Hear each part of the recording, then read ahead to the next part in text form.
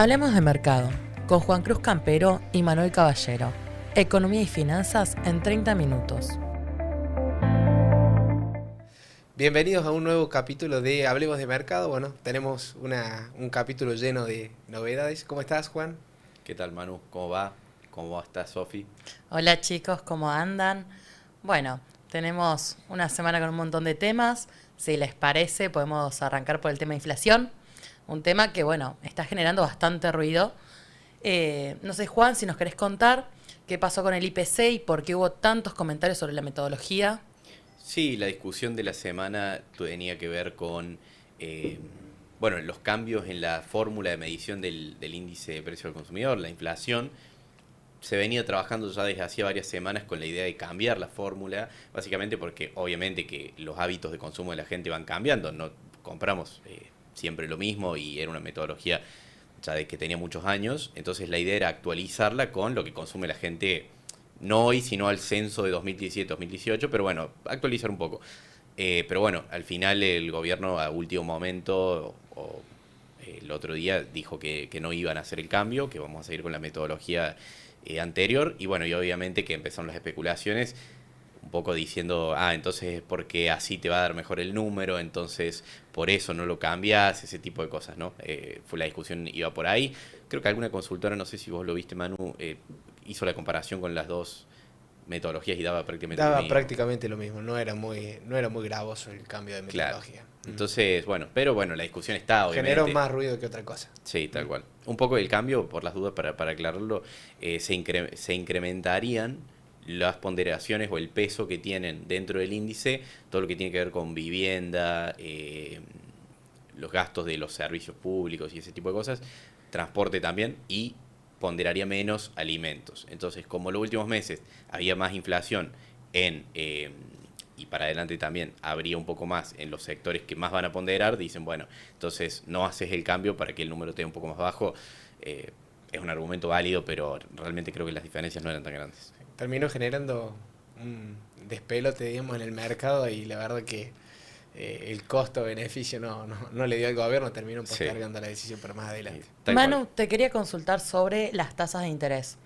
Si las proyecciones marcan que la inflación bajaría en el segundo semestre, ¿las tasas también bajarían? ¿Cuándo? ¿Qué nos puedes decir? Bueno, las tasas de interés esta semana, a ver, un poco la dinámica es que están altas y un poco lo que preocupa al mercado en ese sentido, bueno, es justamente de que eso ralentiza todo lo que tiene que ver con la reactivación de la actividad económica. Eh, a ver, lo que trae cierto alivio es justamente esta cuestión de que el gobierno viene acumulando reservas, de que viene inyectando cierta liquidez. ¿Por qué? Porque el gobierno, recordemos que lo que hace es compra dólares, ¿sí? Acumula reservas y cuando compra esos dólares tiene que inyectar liquidez al mercado, ¿sí? Es decir, tiene que inyectar pesos, ¿sí? En una economía donde no hubiera demanda de pesos, eso sería algo inflacionario porque habría pesos que no los querría nadie, ¿sí? En el caso de la economía actual, como está, digamos, planteada hoy, hay una demanda y bueno, estamos como en un proceso inverso inclusive, o sea, hay un mercado que está demandando esos pesos porque los necesita y bueno, eso también te garantiza de que, a ver, de que tengas toda la dinámica, digamos, de la cuestión de tipo de cambio e inflación medianamente controlados. Eh, es cierto también de que esa falta de liquidez, si la tensionas mucho, podría llegar a generar alguna presión al alza sobre la tasa, ¿sí? Porque se pagaría mucho por esos pesos, vamos a decir, la tasa de interés termina siendo el precio que se paga por esos pesos.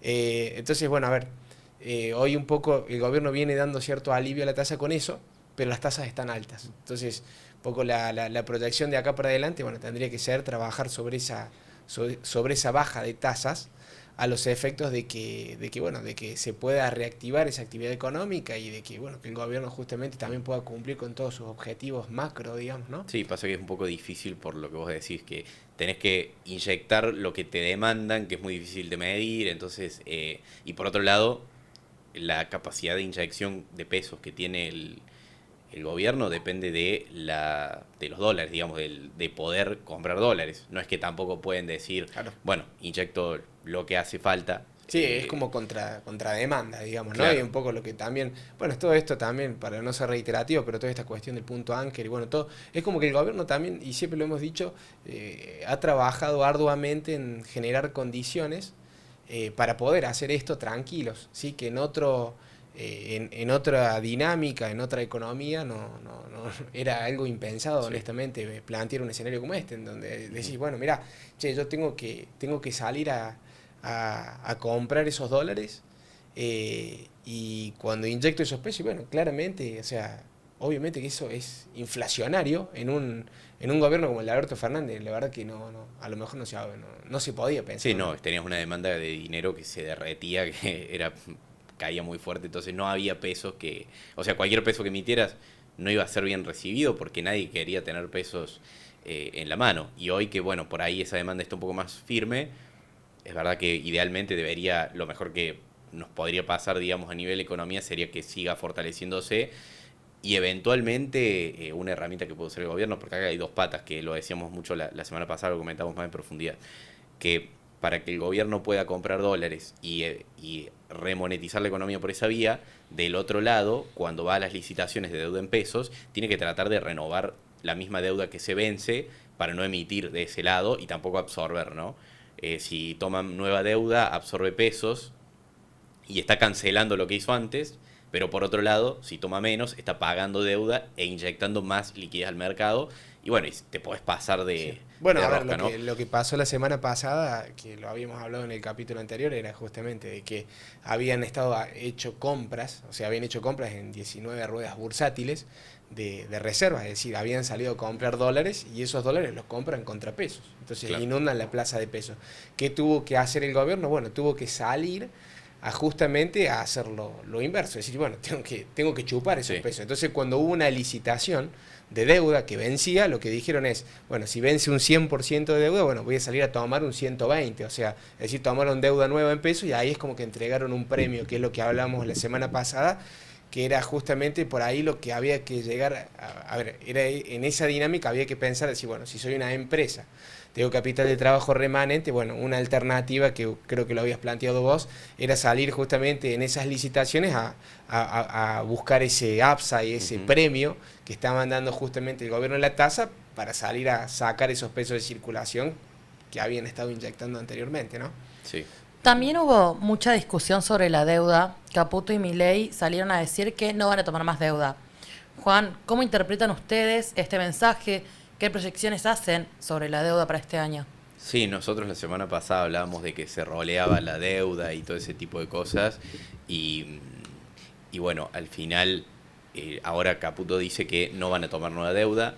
Por su parte, bueno, Milei también salió a hacer aclaraciones al respecto, diciendo, Milei fue un poco más esclarecedor en la estrategia porque la lógica dice, che, pero si no vas a tomar deuda, ¿qué vas a hacer? ¿Vas a pagar todo? También la semana pasada decíamos, este año son 18.000 millones de dólares, dólares que hoy no los tenés, entonces entrar en ese problema, o sea, la solución más fácil es rolear la deuda y bueno, y seguir trabajando como más o menos venís, ¿no? Pero bueno, mi ley amplía un poco más y la estrategia que el gobierno tiene hoy tiene más que ver con pagar la deuda para que haya menos bonos. Si hay menos bonos y la demanda por bonos argentinos aumenta, esos bonos van a subir de precio. Y van a subir bastante de precio, porque no solamente van a subir de precio por demanda, sino que además vas a tener cada vez menos. Esa es la lógica que plantea mi ley.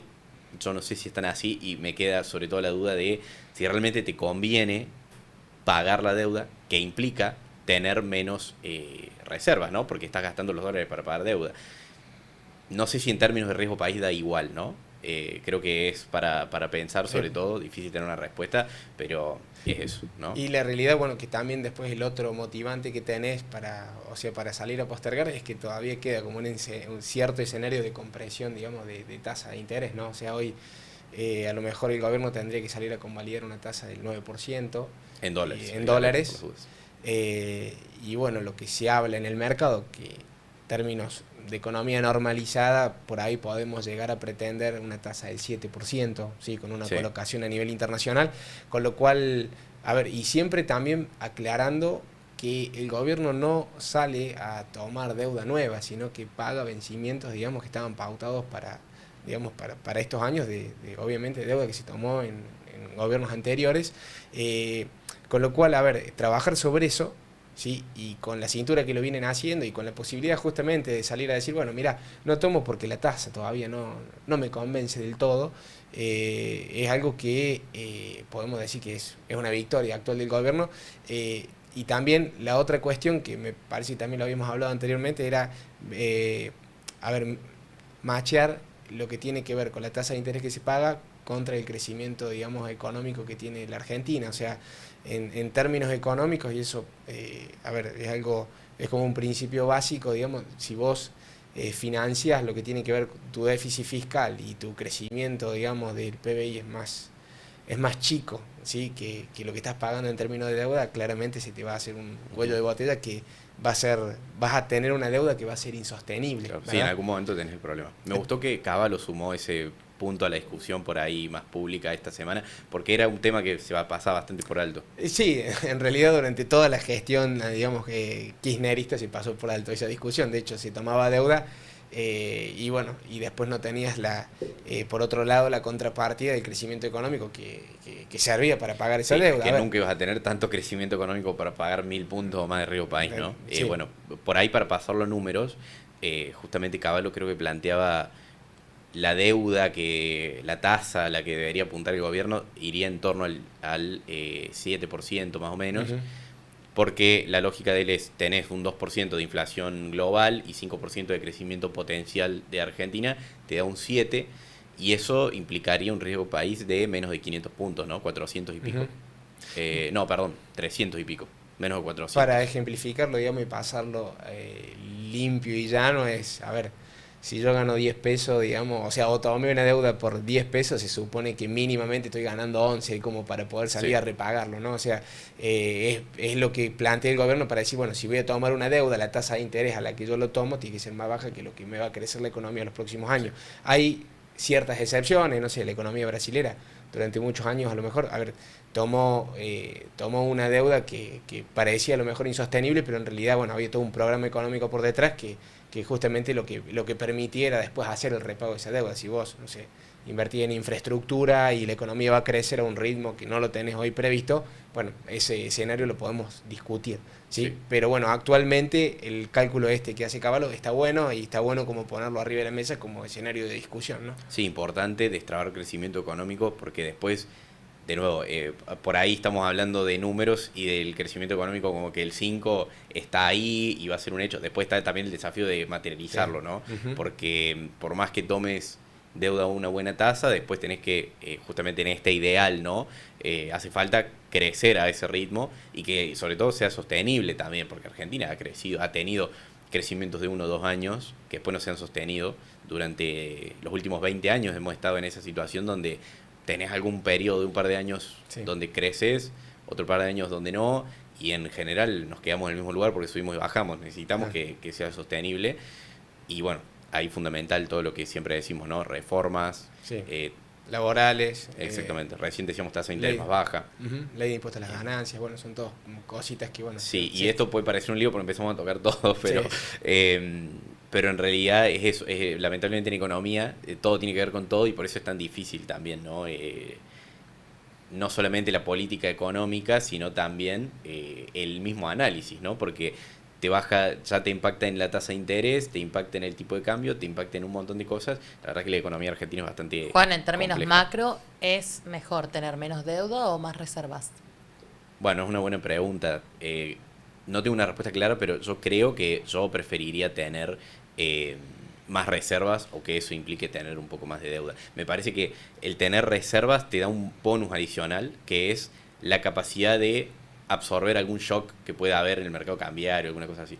Que si vos no tenés, sí, tenés menos deuda, pero si hay un problema, tenés menos margen de acción. No sé qué opinas vos. Es una pregunta, digamos, bastante tramposa desde el punto de vista de que también, a ver, yo te respondería que, bueno, veamos para qué es esa deuda, ¿no? Claro. O sea, para qué se tomó la deuda. Si eventualmente esa deuda es justamente a lo mejor para infraestructura, o sea, para todo lo que tiene que ver con inversión de capital, te digo, bueno, listo, genial, y un poco va en connotación con lo que hablábamos recién con el tema del crecimiento económico, ¿sí? ¿Por qué? tome deuda, esa deuda me ayuda a que la economía crezca, porque de repente, no sé, estamos haciendo rutas, estamos haciendo, no sé, lo que se te ocurra, pero que no tenga que ver a lo mejor con más carga de empleo público o cuestiones como esa, que no generan crecimiento. Bueno, listo, entonces yo sé que va a haber una capacidad de repago de esa deuda el día de mañana, ¿sí? Después, por otro lado, y bueno, tener reservas siempre te va a permitir en una economía emergente como la nuestra, que obviamente tiene mucho más sensibilidad ante cualquier shock externo, bueno, poder absorberlo. Con lo cual es como que tenés que tener las dos patas.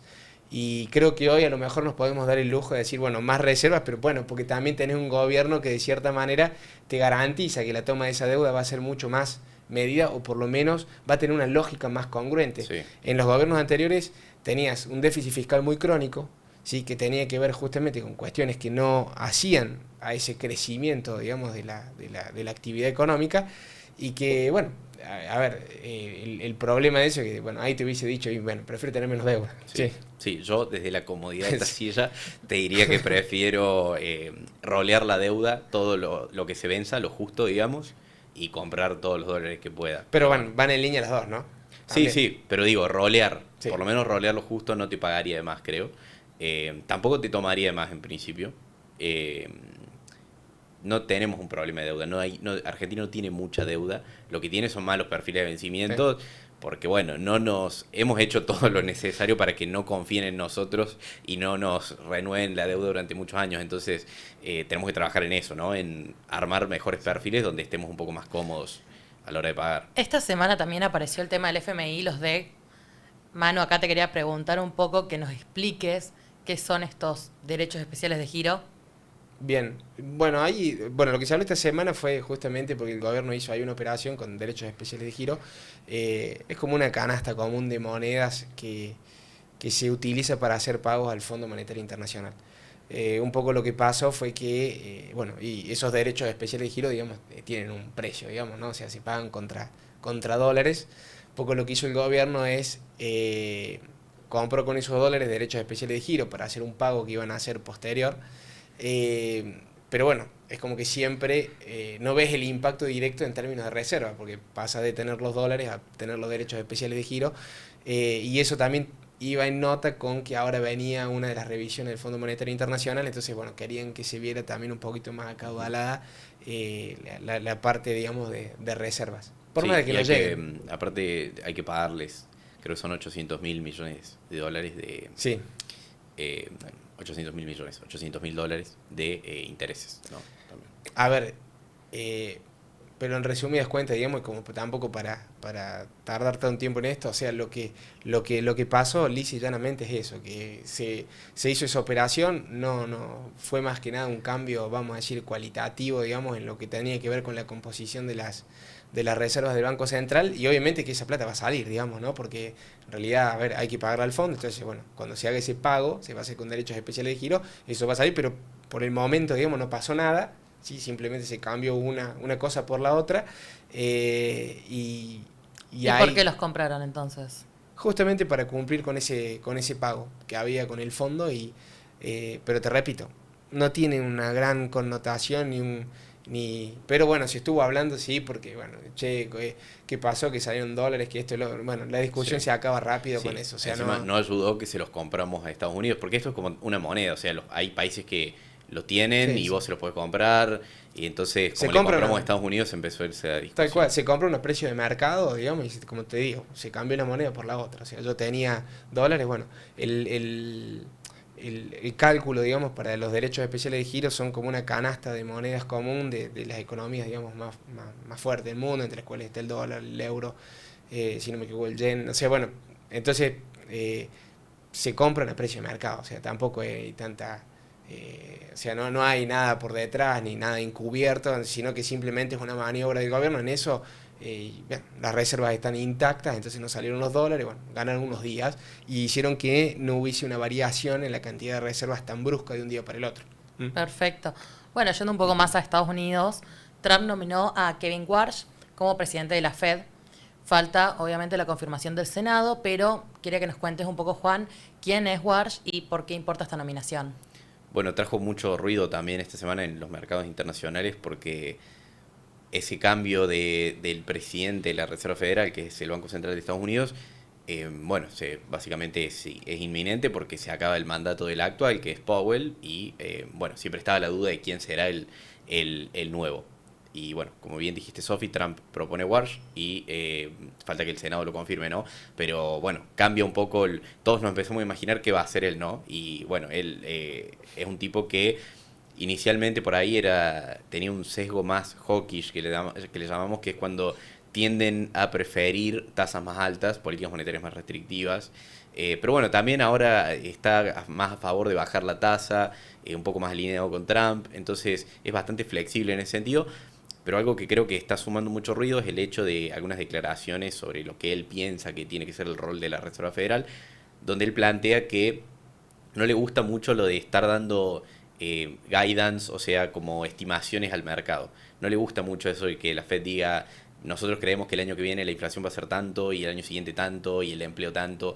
Él cree que hay que ser un poco más reservados, y eso obviamente a los que seguimos el Al mercado mercado no no le nos gusta, tal cual. no le gusta a nadie. Como que resta transparencia. Y bueno, después por otro lado, él también sostiene que tienen que ser un poco más como discrecionales a la hora de tomar decisiones de política monetaria, no tan... pasa que todas estas palabras son conceptos de Estados Unidos, no tan data dependence, o sea, no tan dependientes de los datos. Claro, de ¿no? los datos. No sigamos tanto un numerito, sino... Más intuitivo, digamos, ¿no? Así es, así Claro. es. Y Podría- eso es más discrecional. Claro. Bueno, podría preguntar en Argentina cómo no fue con esa. Bueno, nosotros tenemos muchos años alejados de los números, entonces probablemente no sea lo mejor. Pero bueno, después también la realidad es que hay que ver qué efectivamente hace. De ahí que el mercado ajustó las expectativas sobre el recorte de tasa de interés, y por ahora prima más una idea de no tocar nada y esperar, que es un poco la postura que había hasta ahora. Pero bueno, después agrego otro ruido también cuando Kevin Warsh nos dice que él cree que la Fed debería tener un balance más chico. Esto es, tener menos bonos en cartera. ¿Qué pasa si la Fed vende bonos?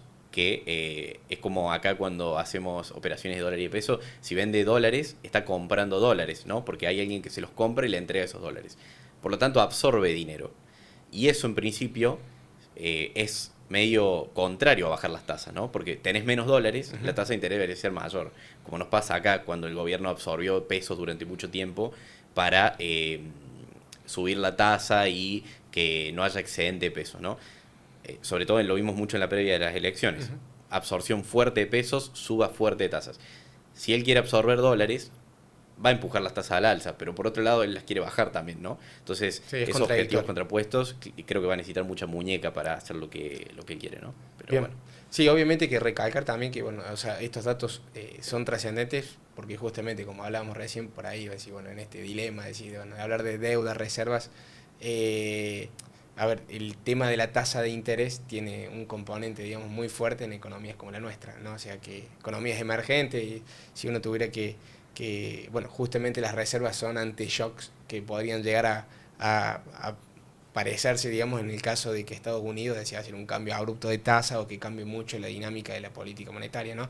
Si ellos bajan su tasa de interés, bueno, nosotros nos beneficia de una sobremanera. Si es al revés, generalmente economías como la nuestra terminan muy perjudicadas, ¿no? Sí, Porque y lo mismo yendo a los shocks, para poner un ejemplo también Sí. de estos shocks externos, probablemente el principal problema que tuvo Macri fue una salida de dinero, una salida de dólares del país muy fuerte.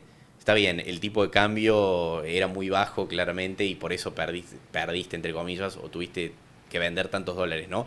Pero tener dólares en reservas te permite eso, que si el dólar sube, sube mucho, digamos, cuando lo vemos acá en Argentina, vos podés intervenir, podés hacer cosas para tratar de solucionar eso. Después, bueno, la realidad es que no depende solo de eso, ¿no? Si el tipo de cambio es muy bajo, bueno, podés terminar explotando como le pasó a Macri, ¿no? sí. Pero sirve No, para eso tener reservas. Macri, digamos, tuvo ahí como una doble Nelson, digamos, porque se le suben la tasa de interés, digamos, de Estados Unidos, y en simultáneo, digamos, tiene el gran problema justamente de esto, que tenías un tipo de cambio muy que el mercado lo empieza a ver muy apreciado y tuviste que subir mucho la tasa de interés, se hizo como un círculo vicioso, Sí. tuviste que subir la tasa de interés y en vender términos... muchos dólares. Y tenías también muchos dólares, empecé cuando el mercado se entra a asustar, ve la subida de la tasa de interés de Estados Unidos, agarra y dice, che, de acá nos vamos porque esto va a explotar. Entonces Sí. desarmaron posiciones, te vendieron te inundaron la plaza de pesos, se llevaron los dólares y bueno, y ahí terminamos donde terminamos nosotros con... Para aclarar, porque siempre está esta discusión en las redes, cuando decimos se llevaron los dólares, no es nada de fuga de capitales, No, nada de no, todo eso, es simplemente inversores que dicen, che, dame los dólares y me los llevo a mi país. Que a nada más. diferencia de ese momento también como para, para aclarar, la cantidad de dólares, ¿sí? Por inversores extranjeros que hoy hay es, no sé si una Muy baja. 20ª parte de lo que había en la época de Macri, Sí. ¿no? O sea, entonces en ese sentido, vamos a decir, el gobierno hoy es como que dice, bueno, prolijemos la casa adentro primero, después dejemos que el resto ingrese Sí. porque la experiencia Sí, en esto ese lo vamos a momento, dejar. yo creo que se aprendió de esa experiencia, ¿no? O sea, Sí, yo creo que sí. Bueno, de hecho, hay parte del gabinete que es bastante parecido a los funcionarios de Macri. Y nada, era simplemente un modo de ejemplo de alguna aplicación que puede tener el hecho de tener reservas, ¿no? No tiene nada que ver con que estemos en una situación parecida. Sí. Ahora, con todo esto que nos dijeron hoy, ¿qué debería estar mirando hoy alguien que quiere invertir Ujú. y que quiere ordenar también las expectativas? Bien. A mí me gusta mucho en materia de renta fija, voy a decir yo, todo lo que tiene que ver con cortito hoy tienen buenas TIR, ¿sí? Por lo menos esta semana hay la L29, y después en la parte más larga de la curva, ¿sí? Todo lo que tiene que ver con G38, G41 también tienen como un buen upside de valor, es decir, si la economía sigue este camino de normalización, son los títulos que más van a subirte de valor. Después en materia de cobertura cambiaria, lo que es Bopreal, ¿sí? El Serie 7 anda bien, después tenés el Serie 8, ya es un poquito más largo, ¿no? Pero bueno, son títulos que los usas más para todo lo que tiene que ver con, te repito, cobertura cambiaria. Y después se le puede incorporar algo a la cartera de ON, ¿sí? ON, que hay empresas energéticas, digamos, son las que vienen liderando eso. A ver, los rendimientos no son exageradamente altos, a lo mejor, como hace un tiempo atrás podíamos llegar a pensar.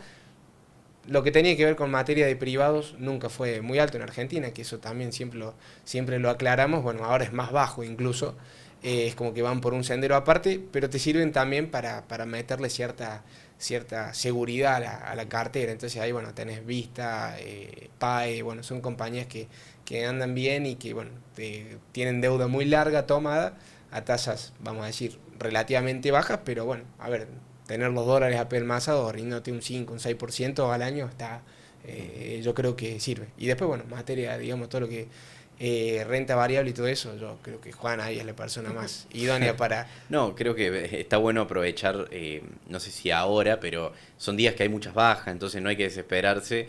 Y bueno, a ver, si siempre la recomendación cuando uno compra acciones es comprar acciones que tengan buenos fundamentos, que vos quieras tener en largo plazo, porque te gusta el negocio que hay atrás, porque es un negocio rentable, porque la empresa gana plata básicamente, y no ir persiguiendo, nunca comprar algo porque bajó X%, por ejemplo, ¿no? Porque muchas veces por algo bajó ese por ciento, ¿no? A veces atrás de eso tenés un negocio que ya no funciona tan bien como antes, por eso la cotización bajó. Entonces, siempre tratar de priorizar buenos negocios. Y eso lo que te da es la garantía que cuando hay bajas fuertes y Claro. estás tranquilo. Estás tranquilo porque conoces el negocio, qué es lo que hay atrás, qué es lo que Sí. pasó y eventualmente también entendés si esa baja es por una cuestión del mercado en general o es porque la compañía, digamos, puntualmente decís, che, bueno, va a ser una de las más golpeadas, ¿no? O sea, a ver, hagamos una analogía, digamos, por ahí lo hacemos mucho en el tema de mercado. Cuando compras un departamento no ves el precio del departamento todos los días. Entonces, bueno, una compañía funciona lo mismo. Vos compras un pedazo de empresa. Bueno, si vos confías en los fundamentos de esa compañía, decís, che, mirá, estos tipos venden bien, tienen un buen producto y esto va a crecer los próximos, sí, 10 años, bueno, tenela en cartera 10 años, pero esperala. Sí, sí, pasa que después baja y ya no estás tan seguro de lo que habías pensado antes. Pero también para poner algunos ejemplos, Vista, por ejemplo, es una gran empresa que viene bajando. Bueno, después ya no tenemos mucho tiempo para ahondar mucho más, pero hay un fondo que está vendiendo su posición, por ahí eso te suma presión a la baja, son precios del crudo donde ya viene bajando hace un tiempo, no digo que vaya a subir, pero ya estamos en una zona un poco más de piso, de estabilidad para el crudo. Mismo caso, ya si nos queremos poner un poco más agresivos, del Bitcoin, no sé si todavía estamos en zona de piso, pero con tantas bajas, los activos de riesgo se ponen un poco más interesantes, ¿no? Entonces, para seguirlos. Buenísimo, chicos. Me parece entonces que abarcamos todo. Bien. ¿Les parece? Bueno, Sofi, Juan, nos vemos la semana que viene en otro capítulo de Hablemos de Mercado. Nos vemos.